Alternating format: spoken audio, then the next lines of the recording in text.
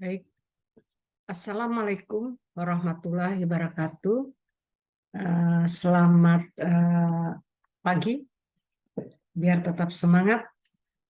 Sebelum kita mulai acara kita, mari kita berdoa mendukung kepercayaan agama masing-masing. Doa mulai.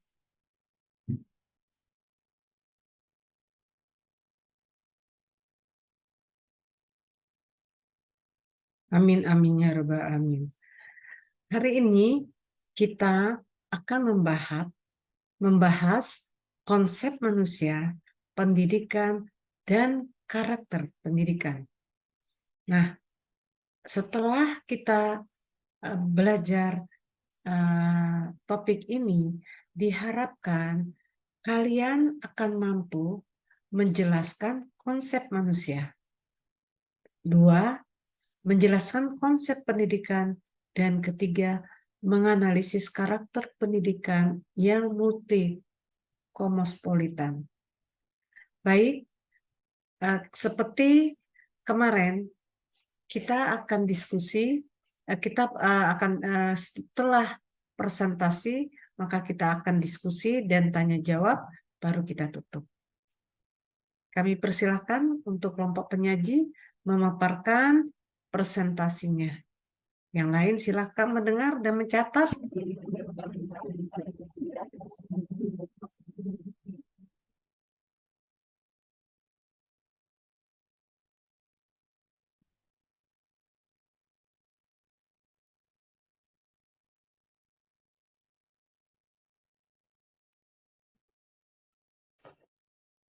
Bismillahirrahmanirrahim. Assalamualaikum warahmatullahi wabarakatuh.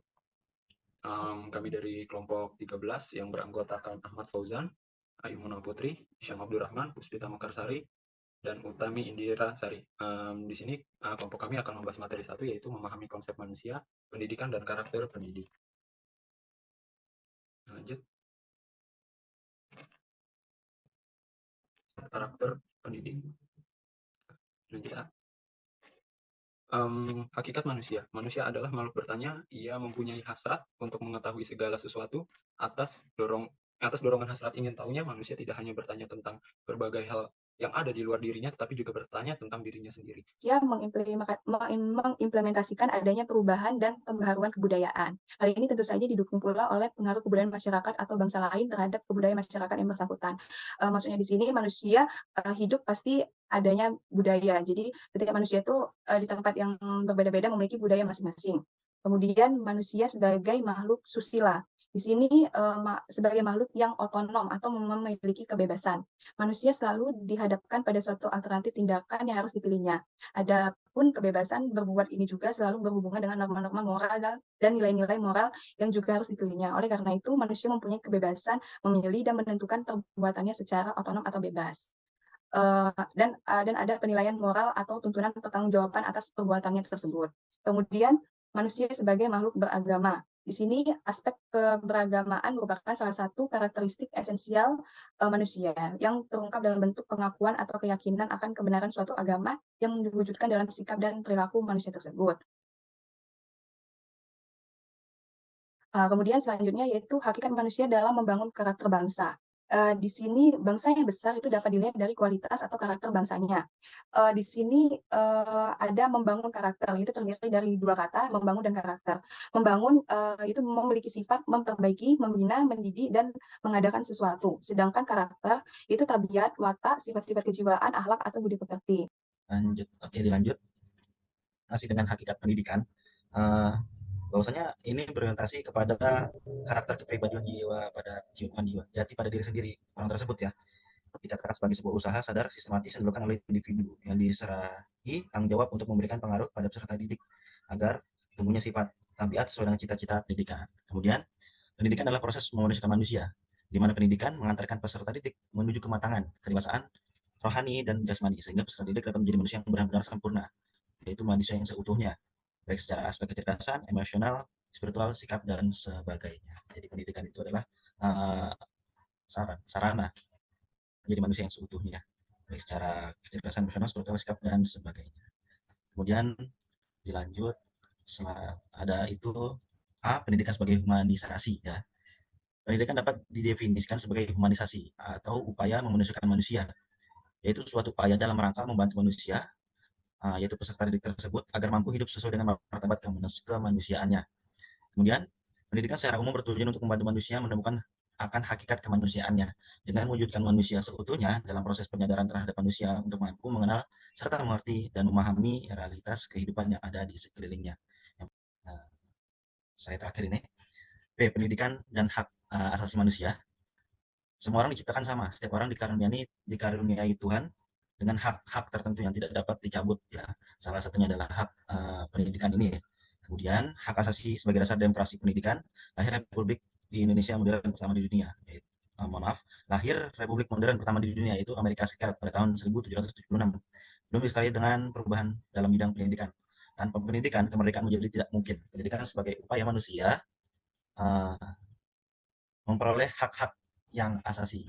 Menurut sejarah, di negara-negara Eropa mula-mula muncul masalah mengenai hak-hak manusia yang telah diinjak-injak oleh pemerintahan monarki atau absolutisme, sebab pada mulanya menjadi masalah pokok mengenai pendidikan ialah bagaimana individu itu memperoleh hak-haknya yang asasi. Sebagaimana juga tercantum dalam Undang-Undang Dasar kita 1945 adalah kemerdekaan adalah hak segala bangsa.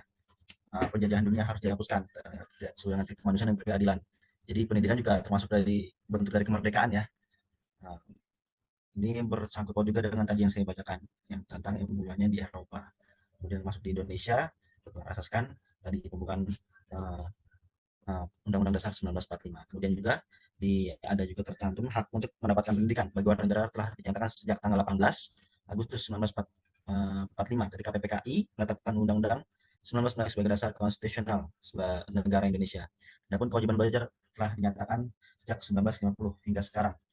Pendidikan sebagai hak setiap warga negara, hak untuk mendapatkan pendidikan bagi setiap warga negara tertuang dalam pasal 31 Undang-Undang Dasar RI 1945, ya. Mungkin semua juga ketahui bahwasannya kewajiban untuk menempuh pendidikan di Indonesia itu adalah waktu itu minimal 6 tahun. Namun belakangan ini akan diusulkan menjadi 9 tahun kalau nggak salah. Maaf 9 apa 12, mengkoreksi nanti. Jadi kalau nggak salah bertambah gitu. Baik, selanjutnya akan dilanjutkan oleh rekan kami, Mbak Ita. Baik. Terima kasih Mas Fauzan. Saya lanjutkan hakikat karakter pendidik. Guru merupakan pendidik profesional dengan tugas utama yaitu mendidik, mengajar, membimbing, mengarahkan, melatih, menilai, juga mengevaluasi peserta didiknya pada jalur pendidikan formal. Tugas tersebut akan efektif jika guru memiliki derajat profesional tertentu yang tercermin dari kompetensi, kemahirian, kecakapan, maupun keterampilan yang memenuhi standar mutu atau norma etik tertentu. Kemudian karakteristik pendidik adalah sifat-sifat khas akhlak baik yang harus dimiliki oleh seorang pendidik agar dapat menjadi suri tauladan bagi anak didiknya. Juga memiliki rasa cinta kasih dan tulus ikhlas dalam proses kegiatan belajar mengajar agar anak didik menjadi semangat dan motivasi yang tinggi sehingga akan timbul sikap aktif, kreatif, dan inovatif tentunya. Selanjutnya,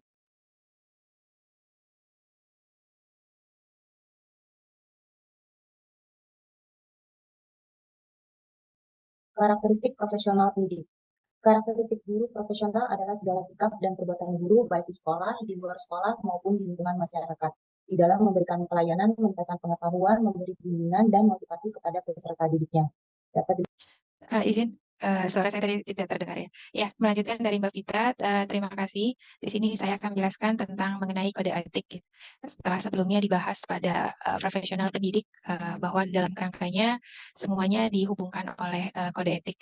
Kode etik sendiri di sini adalah dokumen hidup yang berubah seiring berjalannya waktu dan revisi yang akan diperlukan seiring dengan pertumbuhan basis pengetahuan dan ketika konsensus muncul seputar isu-isu etika yang kontroversial, menurut teori dari Harley dan Theodore. Sedangkan kode etik guru atau pendidik adalah norma atau asas yang dijalankan oleh guru di Indonesia sebagai pedoman untuk bersikap dan berperilaku dalam melaksanakan tugas profesinya sebagai pendidik, anggota masyarakat, dan warga negara. Di mana pedoman tersebut diharapkan nantinya bisa membedakan perilaku baik ataupun buruk seorang guru dalam memilah-milah mana saja hal yang boleh dan tidak boleh dilakukan selama menjalankan tugas sebagai seorang pendidik. Keberadaan kode etik ini bertujuan untuk menempatkan sosok guru sebagai pribadi yang terhormat, mulia, dan bermartabat. Next, Mas.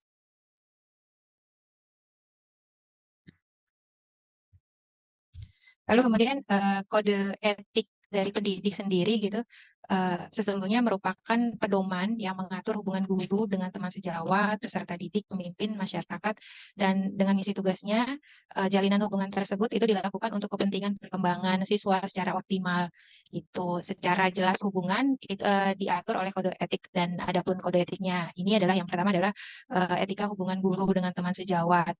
Dalam etika hubungan guru dengan teman sejawat menuntut perilaku yang kooperatif dan saling mendukung. Hubungan antar teman sejawat terutama terjadi dalam bentuk konsultasi dan referral ya. Referral di sini adalah proses penerusan bantuan seorang peserta didik kepada teman sejawat yang profesional atau penyandang profesi lain yang relevan untuk membantu pemecahan masalah dan mengembangkan diri peserta didik sesuai dengan karakteristik permasalahan yang dihadapi. Lalu yang kemudian adalah etika hubungan guru dengan peserta didik. Dalam etika hubungan guru dan peserta didik ini menuntut terciptanya hubungan berupa helping relationship ya. Sesuai dengan teori yang dikembangkan oleh Bremer itu hubungan yang bersifat membantu dan mengupayakan terjadinya iklim belajar yang kondusif bagi perkembangan peserta didik. Dan hubungan ini ditandai oleh adanya perilaku yang empati, penerimaan dan penghargaan, kehangatan, perhatian, keterbukaan, dan ketulusan, serta kejelasan ekspresi seorang guru. Lalu yang ketiga adalah etika hubungan guru dengan pimpinan. Dalam etika hubungan guru dengan pimpinan ini, di sekolah menuntut adanya saling mempercayai satu sama lainnya. Guru percaya bahwa pimpinan sekolah memberi tugas yang dapat dikerjakannya, dan setiap pekerjaan yang dilakukan pasti ada imbalan. Dan sebaliknya juga, pimpinan sekolah mempercayakan suatu tugas kepada guru karena keyakinannya bahwa guru tersebut akan mampu melaksanakan tugasnya dengan sebaik mungkin. Dalam hubungan guru dan pimpinan tersebut, yang terpenting adalah adanya pengertian dari kedua belah pihak atas konsekuensi dari beban tersebut, di mana guru dan pimpinan sekolah secara bersama-sama melaksanakan tugas pendidikan. Lalu yang keempat adalah etika hubungan guru dengan masyarakat. Dalam etika hubungan guru dan masyarakat, guru sangat perlu untuk memelihara hubungan baik dengan masyarakat yang lebih luas untuk kepentingan pendidikan. Misalkan, mengadakan kerjasama dengan kalangan industri terdekat dan berorientasi pada peningkatan mutu pendidikan. Lalu guru harus menghayati apa saja yang menjadi tugasnya gitu. Guru atau pendidik itu selalu harus berusaha untuk meningkatkan profesionalisme dan kinerja.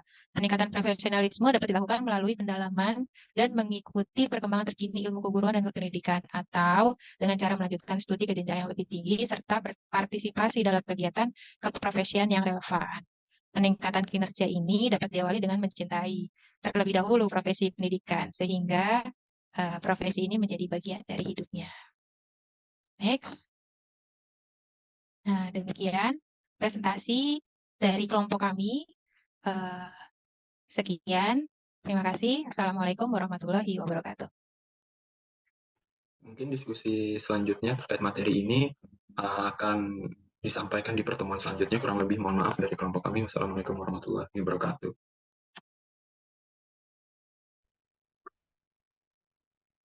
Alhamdulillah, kita telah berdiskusi tentang konsep manusia, pendidikan, dan karakter pendidikan. Sebenarnya, konsep manusia itu adalah satu kesatuan psikofisik, kemudian berkembang, punya potensi, kemudian paling kuat dan sempurna, jasmani maupun rohaninya. Kemudian, dimensi manusia, manusia itu adalah makhluk hidup.